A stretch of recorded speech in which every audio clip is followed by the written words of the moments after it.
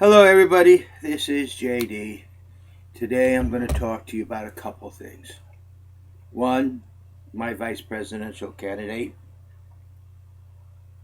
a very, very dedicated American woman,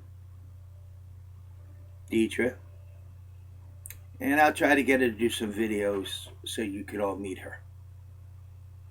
She's actually wonderful, and my goal is to make her president of the United States of America. I just want you all to know this. Secondly, I'm going to talk about separation of church and state and the Constitution, and actually the First Amendment, and then a little bit about leadership. You all know that Thomas Jefferson did a lot of writing about separation of church and state, but actually Jesus is the one who first recorded that we have that talk of separation of church and state. When he was in the temple, they tried to trap him by the tariffs and taxes, and he said, "Give me a coin," and he held up the coin. He said, "Whose face is on it? Caesar's." And he said, "Render unto Caesar what is Caesar's, and render unto God what is God's." And I always add to that, "And never shall the twain mix." Now, what is it that God gives us that makes us different than the other animals? We have a brain that we have progress through, but there's something He gives us that's different, and we use that brain for that. And this is my personal feeling. God, by whatever name you call him, you can call him Allah, you can call him Jehovah, you can call him God, you can call him Buddha, any name you want to call him. God gives men and women one thing, in my opinion, and that is purpose. For without God, we have no purpose. We know there is life after death. For those of us who seen ghosts, there is life after death. They exist. We know that's to be true. Those who are Christians, who believe in Jesus, know He arose after He died. 3 days. There is life after death. And what God gives us in our present life or form is purpose for us as individuals. How we believe in God and what we believe in. Now you notice I did separation of church and state, and then God. Now I'm going to the Constitution. If I was to ask any one of you, what's the first thing that comes to mind on the First Amendment? The very first thing our forefathers had. Most of you just say freedom of speech, freedom of speech, freedom of speech. No. Freedom of religion. That's the very, very first thing. Congress shall pass no laws either to enforce or deny any religions or any religious beliefs whatsoever. But look what's happening around us. The atheists are trying to force our religious beliefs to become only inside us. And if we would even mention God, they jump up and yell, "Oh, brothers, freedom, freedom!" They have the freedom to listen, to look, or turn away. That's their freedom, as much as you have the freedom to express it. If they had their way, every church would have to take down its steeple. Every synagogue would have to take off its star. Every mosque would have to get that tower with the crescent moon out of there. People who have statues in front of their buildings of other types of gods that they believe in would have to be removed.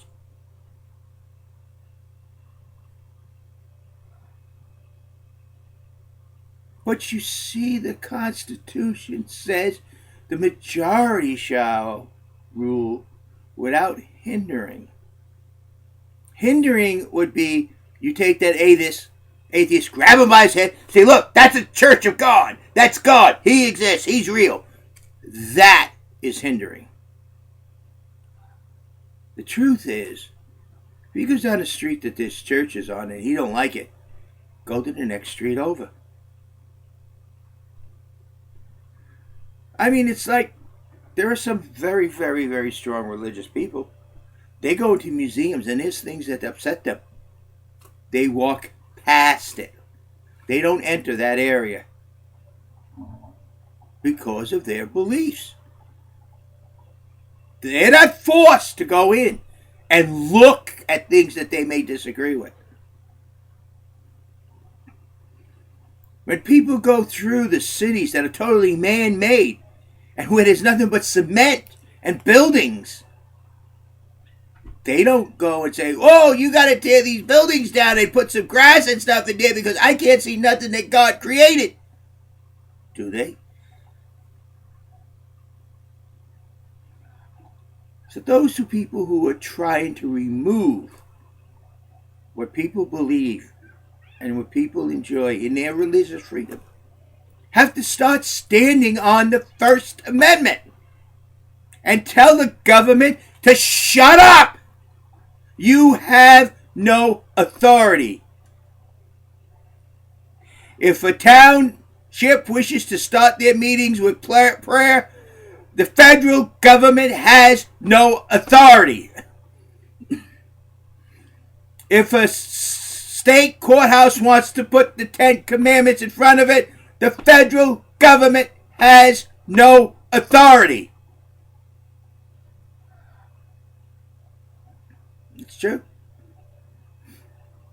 I would recommend, because our court system is based on the 10 Commandments, place the 10 Commandments in front and put Commandment 1 as 1, 2 as 2, 3 as 3. That deals with God. And then all the rest in writing. There, you say, hey, you atheists, we respect you. There's only numbers there, 1, 2, and 3. If you think they're God, then it's you who has the God problem. Because they're numbers, 1, 2, and 3. And then 4 on in writing is all that's there. That is the majority ruling without hindering the minority. That's what it means. But no, they want to make it much more than that.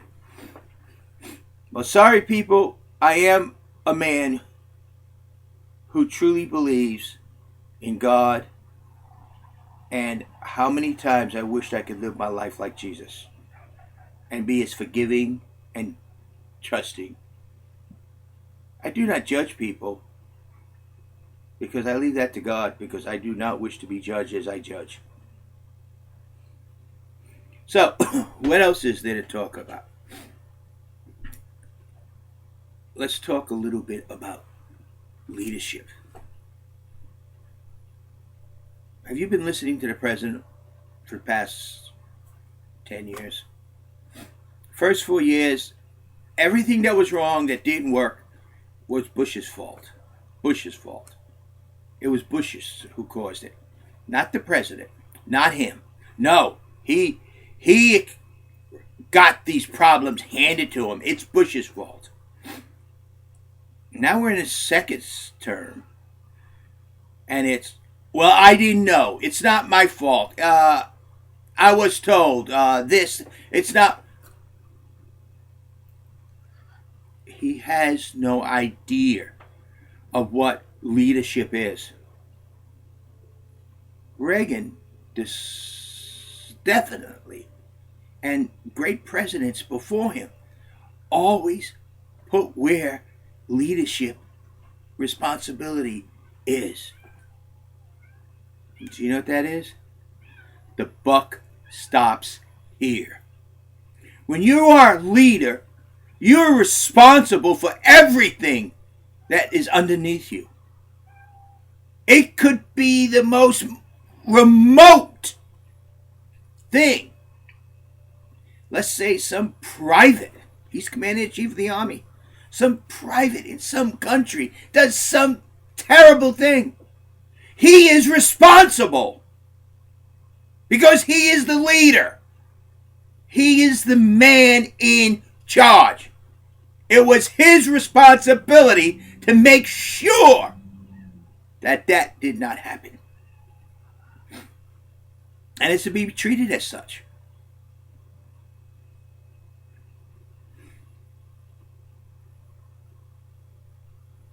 I need for you all to check out Dietrich.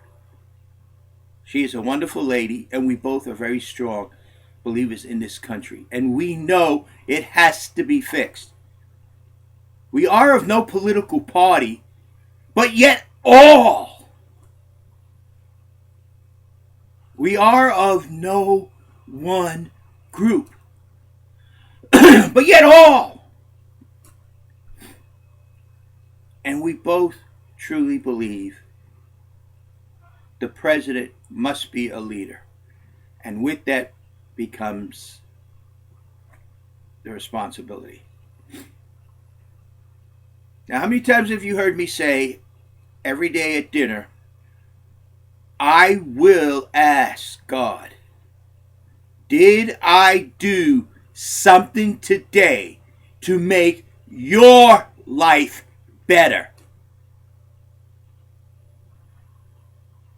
I could not accept what's going on right now. I can't accept it. If I was president, I would immediately myself stop JD Care. We'll just put my name on it. Even though it was I would immediately stop it because people are being hurt badly. And people in this country are afraid of tomorrow because of this medical program. It is hurting them. It is costing them. Is that making their life better? We are taking a system that had been working, maybe not the best, and we have gone backwards. We've gone socialist.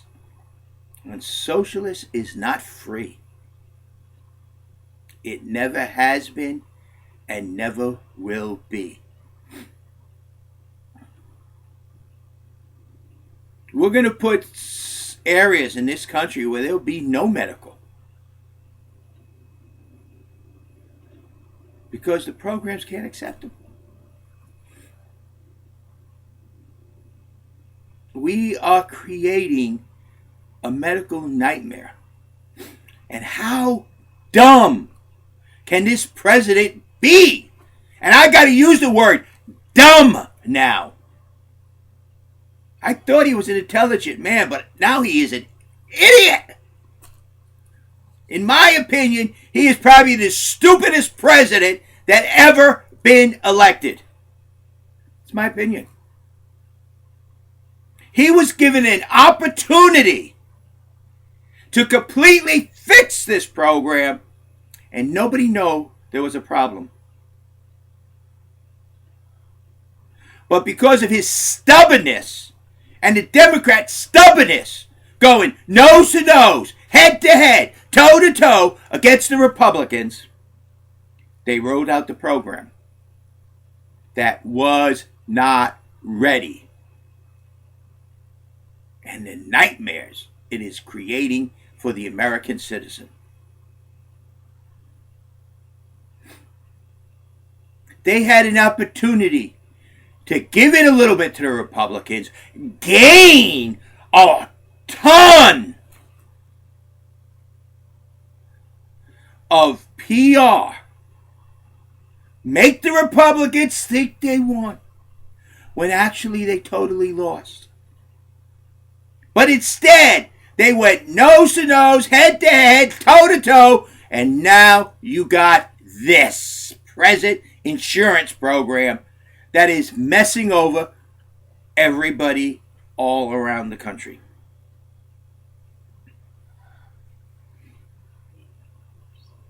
What can I say? You people elected him on lies. And lies are burning you bad. Listen to the promises I make to you.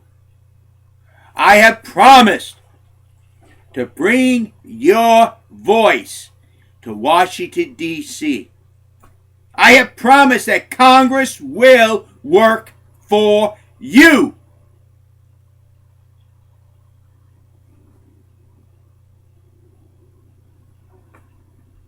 Yeah, that's about it, isn't it?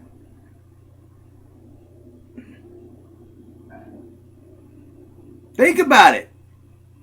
2008, 2012, now 2016. JD says all these promises is to bring our voice to Washington, D.C., to make Congress work for us. That's it. But you know, if you get just those two promises, everything else will happen. I do not say how I'm going to do it, and I keep it very close inside because I don't want them to know till it comes time to do it. I do say this. January 21st, 2017, every single one of you who can get to Washington, D.C., I want to walk with me down Pennsylvania Avenue. I don't want you sitting on the sides watching me. I want you to be part of it. I want you to realize it's your government. It's your country. And we together need to work and fix it. There's Spirit back there. He's still flying strong. And we will. If only you believe in yourself. I know what a leader is. I know how to be a leader. I will accept the responsibilities of the leader. But I need you all, each and every one. And you need to understand, it's your voice that matters. And that's the one I got to bring. And Congress has to work for you. Not the Republican Party, not the Democrat Party. We don't need those lobbyists. They are nothing but lobbyists. The political parties are pure lobbyists. They are the destruction of the United States, not the making. They are socialists. They are communists. The political party system is a communist ideal. A socialist ideal.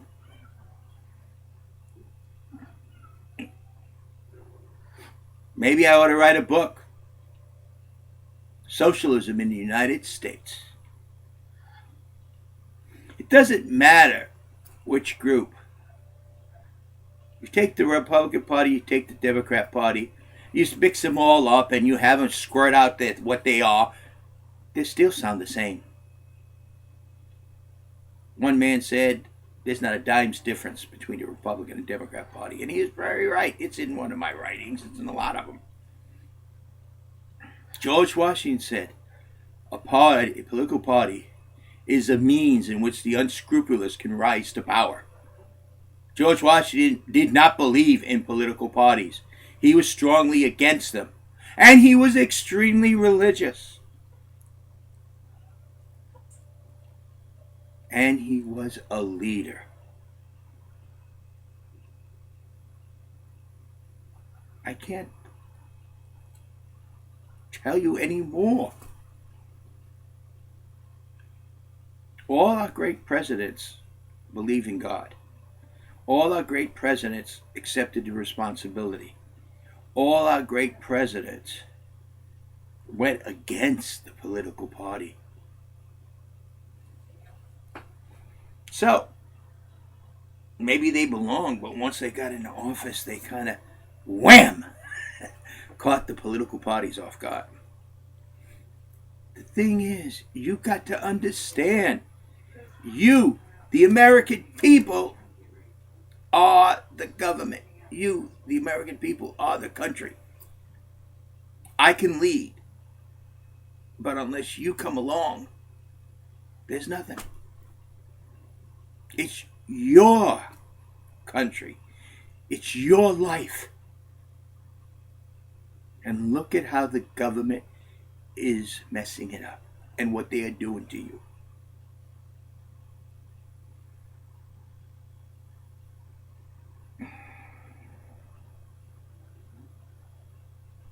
You need the freedoms that were promised this nation at its conception. But with that comes the responsibility of the American citizen. You need to accept the responsibility. We need to be a country of leaders, not followers. We need to be a country of people who truly, truly believe in each and every one of you. We need people to say, I can do it. And then you need a president who says, I need to let you do it. I need to give you the opportunities to do it. And you need to do it. And the first things you got to understand, don't let nobody tell you anymore who to vote for, what to vote for. You go and look and learn. And when you do that, look at all the promises. And then listen to the only two that JD will give you. The only promises I will give you is the ones I can keep. And that is, I will bring you and your voice to Washington, D.C. And our Congress will somehow end up working for you, not the political parties. That's the only promises I'm going to give you. From there, everything else will be up to you. That's what it's all about, people. I'm not going to promise you free medical. I'm not going to promise you cheap medical. I'm not going to promise you great employment. I'm not going to promise you that stuff. That's what you're going to do. But I'm going to give you the tools to do it with.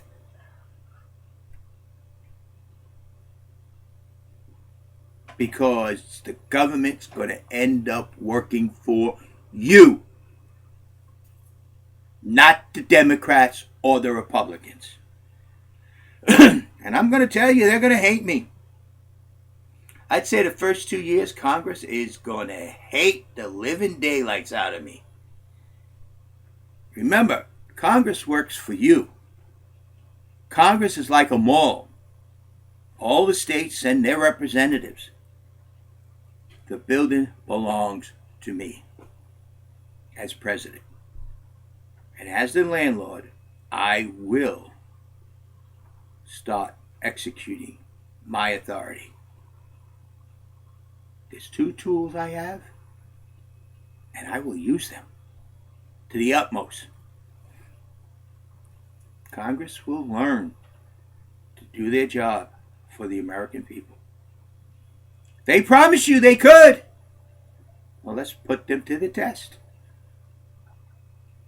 Let's put their nose to the grindstone. See if they are real. That's what I'm going to promise you. Congress is going to work for you. The federal government's going to work for you. The people. All of you. Not one group, not a special interest group, but every single one of you. And your voice is going to be heard in Washington, D.C. from end to end. For you are the government. That's my beliefs. I read the Constitution. And I told you how to get around. If you want to post at your city hall the 10 Commandments, If you want to post over your courtrooms the 10 Commandments, Commandment 1, 2, and 3 shall only be numbers, and all the rest will be written. Separation of church and state.